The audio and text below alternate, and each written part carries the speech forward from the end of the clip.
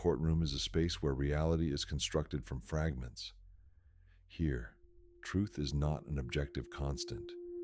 It is the result of how persuasive the evidence appears. In the early 90s, American jurisprudence relied on a tool that seemed indisputable.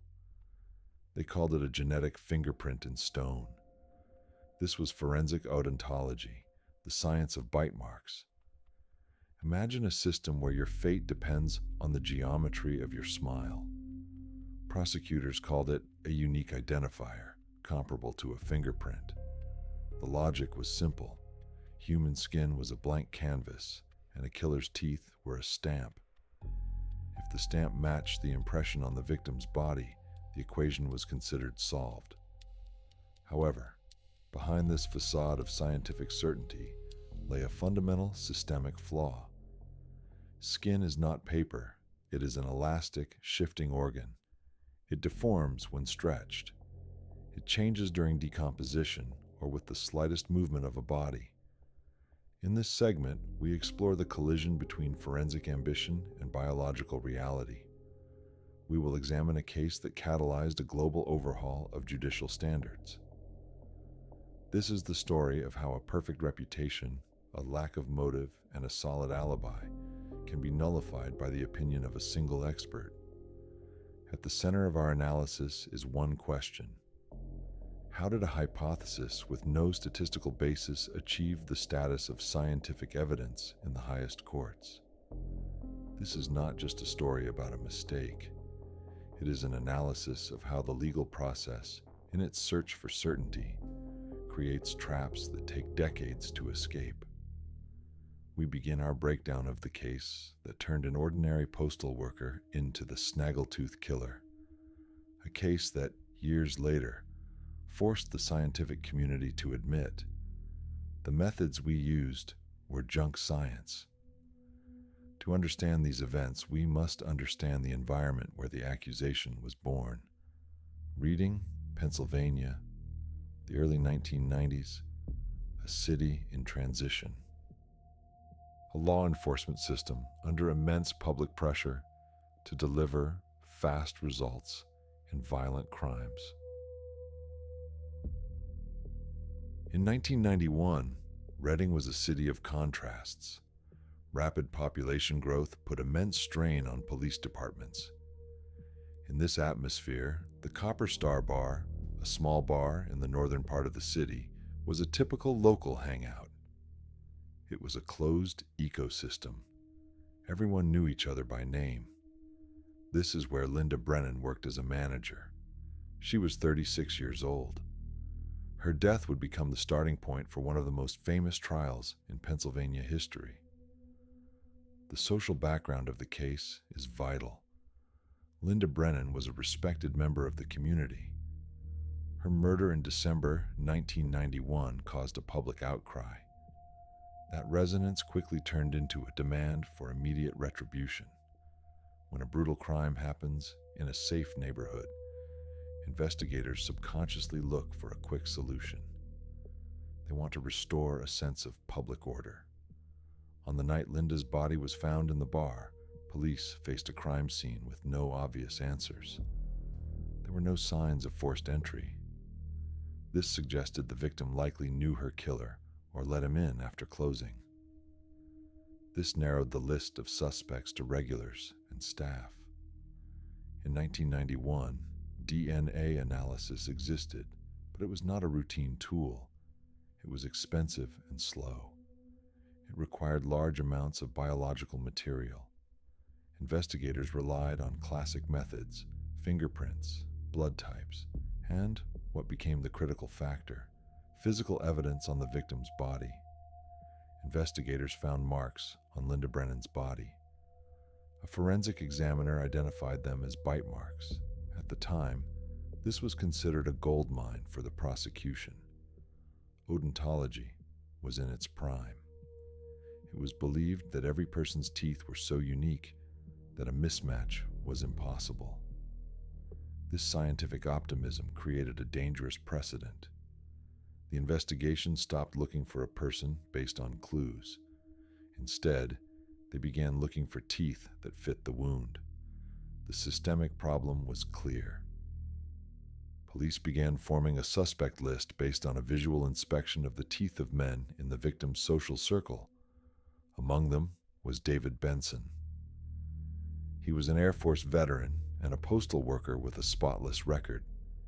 He had no criminal history and no record of aggression. At the bar, he was known as a calm, friendly man. However, David had one physical trait. He had slightly protruding front teeth. In everyday life, this was just a minor feature. In the context of 1991 forensic theory, it became incriminating evidence. We see the focus of the investigation shift. It moved away from analyzing behavior and motives. It focused entirely on morphological matching. The investigators did not yet realize they were entering a path where subjective opinion would replace objective fact. Linda Brennan's body was discovered early in the morning in the restroom of the Copper Star Bar. The crime scene suggested a spontaneous but extremely violent attack. There were no signs of a struggle at the entrance. This supported the theory that the victim knew her attacker. However, the most important element of the report was the 2 bite marks. One was on the victim's breast, the other on her shoulder. Investigators called in Dr. Marcus Sterling, a prominent odontologist. In that era, Sterling considered a luminary. His testimony had secured numerous convictions. His methodology involved creating plaster casts of suspects' teeth. He would then overlay these casts onto photos of the wounds or onto transparent films. At this stage, the first critical methodological failure occurred. This was not a blind test. The expert was not given several random casts to identify. Instead, Sterling was given David Benson's cast as the primary suspect. In psychology, this is known as confirmation bias. When an expert expects to see a match, the brain interprets skin irregularities and wound distortions in favor of that match. The Reading police began targeting David Benson based on witnesses who saw him at the bar that evening. Benson did not deny being there. He did not try to hide. He acted like a man with nothing to fear. However, to the investigators, his calm demeanor looked like cold-bloodedness. It is important to analyze the evidence gathered in the first 48 hours. The prosecution had 1. No murder weapon. 2. No victim blood on the suspect's clothes. 3. No eyewitnesses to the attack. 4. No motive. Benson and Brennan had a friendly, stable relationship. The only link was the bite marks. Dr. Sterling stated the match was absolute. For the police, that was enough to make an arrest. At that moment, the legal mechanism switched from search mode to prosecution mode. The system stopped asking, "Who did this?" It started looking for ways to prove Benson did this. The process of collecting dental samples from David Benson was biased and humiliating. He was ordered to bite into special wax plates. These plates were then compared to photographs of Linda Brennan's body. This is where the main technical trap lies. A photograph is a 2-dimensional object. A body is 3-dimensional. Teeth are a dynamic tool. The slightest camera angle during the shoot could change the geometry of the mark by 15 to 20%. But in 1991, courts accepted these comparisons as indisputable truth. David Benson entered the interrogation room convinced there was a mistake. He thought it would be cleared up within the hour. This is a classic trap for an honest person. Confidence in one's own innocence can make it hard to realize the severity of a threat. Benson answered questions directly. He did not ask for a lawyer initially. The prosecution later interpreted this as an attempt to feel out what the investigators knew. Detectives used pressure tactics. They focused on his physiology. They told him directly, Your teeth left a mark on her body. We know it. The experts confirmed it. Why did you do it? According to reports, Benson looked stunned. The police mistook his confusion for an act. An analysis of Benson's personality gave profilers nothing to work with. He was disciplined and predictable. He had no history of uncontrolled anger. However, in the eyes of the investigation, his snaggletooth became his brand. The press began calling him the Snaggletooth Killer. This is a crucial moment. The media image of the killer was created before the case even reached court. During the interrogation, it turned out Benson did not have an ironclad alibi for a specific 2-hour window. He was at home. He was alone. He was asleep. In legal practice, no witnesses to confirm you were sleeping is often treated as having no alibi at all. Detectives used a video comparison method. They recorded Benson speaking and smiling. They wanted to show the jury his teeth in motion. This was a manipulative move designed for emotional impact. The viewer was supposed to see his smile as a predatory snarl. By the end of the interrogation, David Benson was officially taken into custody.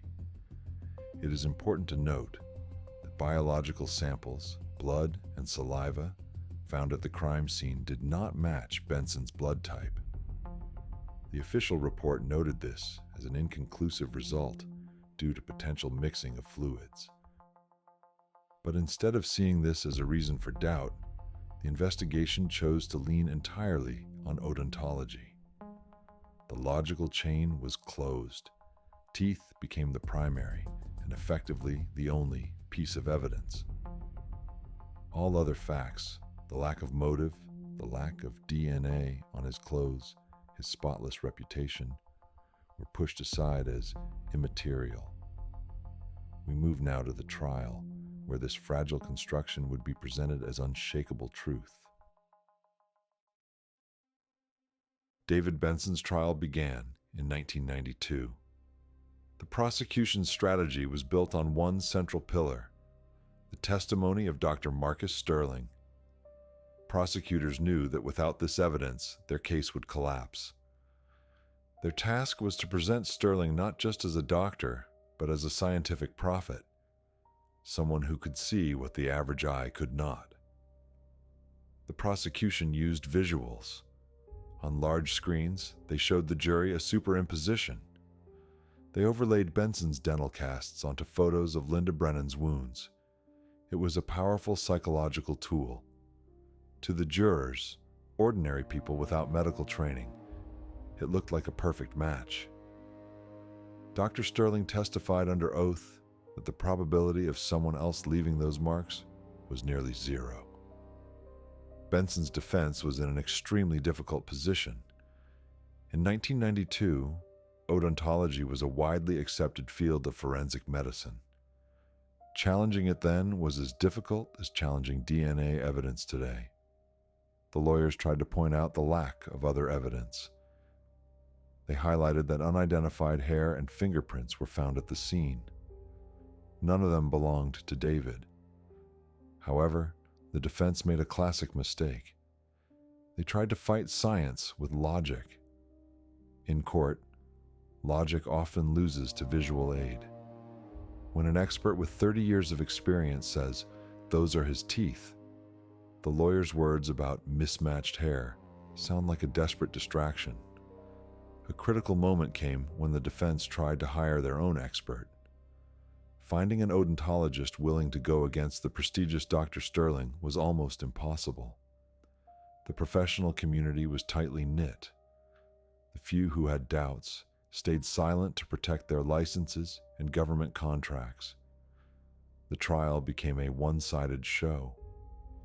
In his closing argument, the prosecutor emphasized the animalistic nature of the killer. He claimed only someone with deep psychological issues could leave such marks. He linked Benson's physiology to a supposed hidden aggression. He painted a portrait of a monster in the guise of a mailman. The judge and jury did not see a man. They saw a set of diagrams and medical terms. David Benson's identity was erased. Only a plaster cast of a jaw remained. In this segment, we see the triumph of procedural form over factual substance. The system worked perfectly to find a culprit, but it ignored the possibility that the foundation of the charge was a fiction. If we deconstruct the evidence presented at trial, we see a series of assumptions. Individually, they were shaky. Together, they created an illusion of strength. The main contradiction ignored by the court was the difference in size. The bite mark on the victim's body was larger than David Benson's dental arch. In any other exact science, this would have led to an immediate exclusion of the suspect. However, odontology had a convenient explanation: tissue distortion. Experts argued that the skin stretched during the bite and contracted after death. Therefore, they claimed the suspect's teeth could have left such a mark. This is a classic example of an unscientific approach. If the facts don't fit the theory, change the theory. Another major contradiction was the biological material. Saliva was found at the murder scene. Analysis showed the killer had type A blood. David Benson had type O. How did the prosecution bypass this? They used the non-secretor theory. About 20% of the population does not have their blood type show up in their saliva. Prosecutors claimed the test result was contaminated or uninformative. The jury accepted this. The expert's authority neutralized the doubt. We should also look at the witness statements. Several people at the bar saw Benson, but no one saw him near Brennan at closing time. Furthermore, one witness mentioned another man who was acting aggressively and showing interest in Linda, but that man didn't have notable teeth like Benson's. The police didn't even take his dental impressions. We see the system's selective vision. It focuses on the most vivid detail, the teeth, and discards everything else. This is the true nature of a judicial error. It's not a random glitch. It is a consistent dismissal of contradictions to maintain a chosen direction. Benson sat at the defense table. He watched experts discuss his body like it was a mechanical press. He still believed the misunderstanding would be resolved once the real evidence came out. He didn't realize that in this procedure, the real evidence was whatever the man in the white coat said it was. After a short deliberation, the jury returned a verdict: guilty of first-degree murder and kidnapping. The judge cited the exceptional cruelty of the crime, evidenced by the bite marks. He handed down a death sentence. David Benson became a death row inmate. It was a shock to his family and colleagues. A man who was sorting mail yesterday was now sentenced to lethal injection. In the Pennsylvania State Prison, Benson was given a number and a status that effectively stripped him of his voice. The system considered its job done. The public received the message: the killer is caught and justice has prevailed. The consequences of this verdict were devastating for Benson and for legal practice as a whole. This case became a benchmark. It was cited in other courts as a success story for odontology. Dr. Sterling gave lectures showing slides of Benson's teeth as proof of his method's power. The error wasn't just made, it was canonized. Benson spent over 2 years on death row before his defense secured a retrial in 1995 on procedural grounds. But the relief was short-lived. The prosecution would not back down. They initiated a second trial in 1996. For the second trial, the defense was better prepared. They brought in their own experts who stated clearly that the bite marks did not match Benson's teeth. It was a battle of the experts. But the law of inertia took over. The second jury knew the result of the first trial. Psychologically, it is hard to acquit a man who has already been sentenced to death for the same crime. The second verdict was also guilty. However, this time, the judge replaced the death penalty with life imprisonment. It was a strange, halfway decision. If Benson was guilty of such a brutal murder, why did he deserve to live? If there were doubts, why was he still behind bars? This decision reflected a deep systemic uncertainty that the court refused to admit openly. David Benson returned to prison. This time he realized he might stay there for the rest of his life. 10 years of his life were gone. Meanwhile, science outside the prison walls was evolving rapidly. The era of DNA, which was in its infancy in 1991, had become a powerful force by the early 2000s.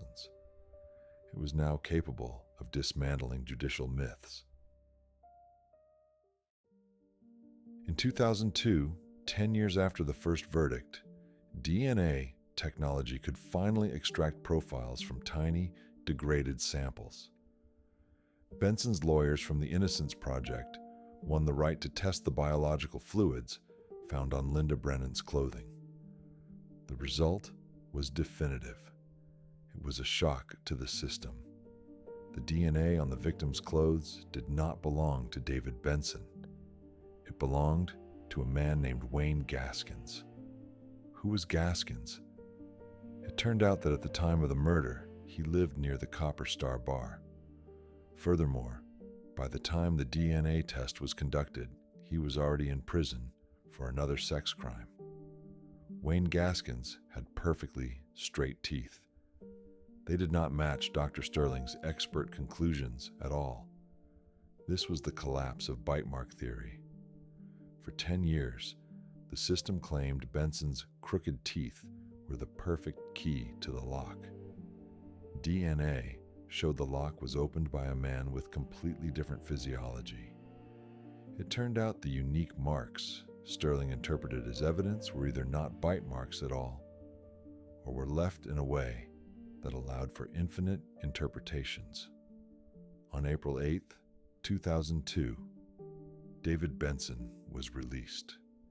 He was the 100th person in the U.S. to be exonerated by DNA after a death sentence. His release was a triumph of justice, but it was also the funeral for the reputation of forensic odontology. Criticism of Dr. Sterling and his colleagues became widespread. It was discovered that dozens of people across the U.S. had been convicted based on similar expertise. The scientific community began a massive review. In 2009, the National Academy of Sciences released a report. It stated clearly, bitemark analysis is the least reliable of all forensic methods. There's no scientific data to support the idea that human skin can accurately record and preserve a bite mark. This report was the death sentence for the entire field. What was considered science for years was officially downgraded to guesswork. But behind this admission were the broken lives of people who spent their best years in 3-by-3-meter cells, because someone decided to play with the geometry of a smile. The David Benson case is not an anomaly. It is an illustration of how confirmation bias works within the state machine. The legal system is inherently conservative. It clings to precedents and authorities. If a method is accepted by a court once, it becomes legal, even if it is unscientific. Today, using bite marks as the sole evidence has almost entirely stopped in developed legal systems. But the question remains, how many other methods we consider reliable today will turn out to be junk science tomorrow? Fiber analysis, handwriting comparison, even some types of blood spatter analysis are now under heavy fire from statisticians and biologists.